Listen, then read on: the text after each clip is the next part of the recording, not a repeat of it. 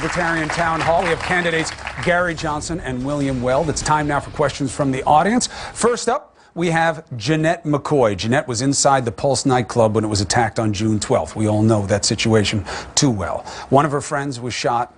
She took off her shirt. She tied a tourniquet around his wounds and helped him. Thank you for being here, Jeanette, and I'm sorry about what you had to go through.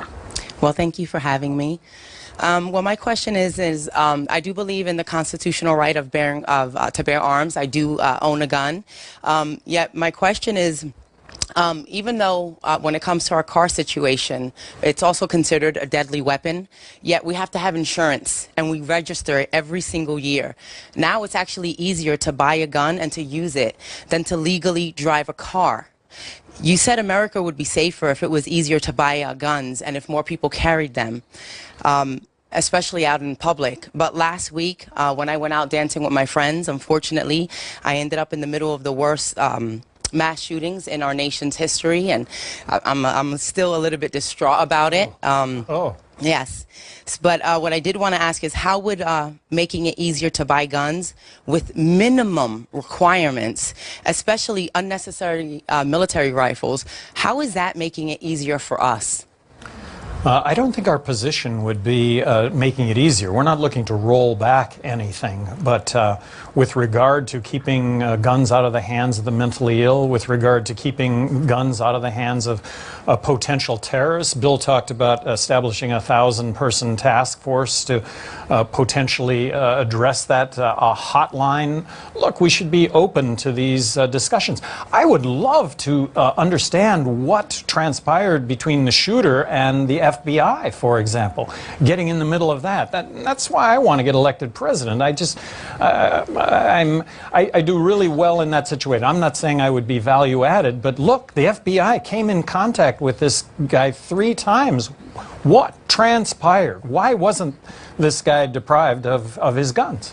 Well, when we look at that question, it takes you down the road of whether you see the Second Amendment as being open-ended or closed. Put some more meat on the bones of your position on this, because your baseline is, I don't believe in restrictions. I think that people should be able to exercise their Second Amendment right. But then you bring up mental health, and that gets tricky, because now you're dealing with super regulation, because unless it's an adjudicated mental illness, now you're dealing with really subjective measurements and real potential curtailment of rights. So how do you balance saying, I don't believe in restriction, but then being open to very serious restrictions? Well, number one, you shouldn't close off that debate. You shouldn't close off that discussion. We should be open to how that might take place. And look, automatic weapons are not allowed in the United States. They've been illegal.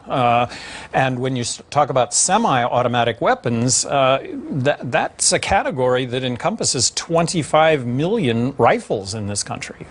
Please chime in. Because also you've said that you've evolved on this issue. When you were governor in Massachusetts, you saw gun control as being necessary. Now, so what do you mean when you say you evolved? My most relevant experience, Chris, is my 7 years in the Justice Department, and I was an organized crime prosecutor, and I saw the way Rudy Giuliani, myself, others took out the whole top 3 echelons of organized crime in the 1980s. It's by having a central place where you collect all the intelligence, you build a case bit by bit, and then you go after the whole enchilada. And I think we should do the same with a 1,000-person FBI task force treating ISIS as a gigantic organized crime family, which is exactly what it is. And you have them add the probable cause bit by bit, just like the Justice Department does. Jim Comey, the head of the FBI, was practically a national hero when he was Deputy Attorney General, together with my deputy in the Justice Department, Bob Mueller, who was head of the FBI for 12 years. These people know how to do this. Task forces like the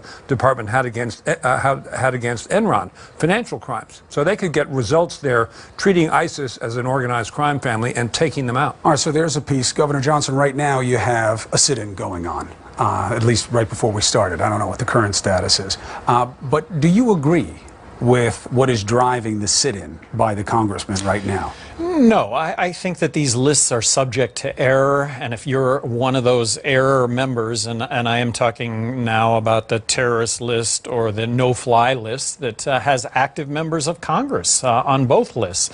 But you know those are the very small minority of cases. Absolutely. And there is due process to deal with your being on a list. Right. Right, because the suggestion would be, you're wrongly on a list, we can deal with that. You get a gun when you're on one of those lists, now it's out of our hands. Believe me, these are really sensitive issues, and I'll just point out that I kind of sort of want to pivot here. I mean, the death penalty is subject to 3 to 4% error on the death penalty. So if you're in that category and you're put to death, that's my opposition to the death penalty, is that all of these government lists are subject to error. And if you happen to be one of those, Chris, you may have your life adversely affected. No question. Another question from the audience, shall we? Ron Lichman. He works as a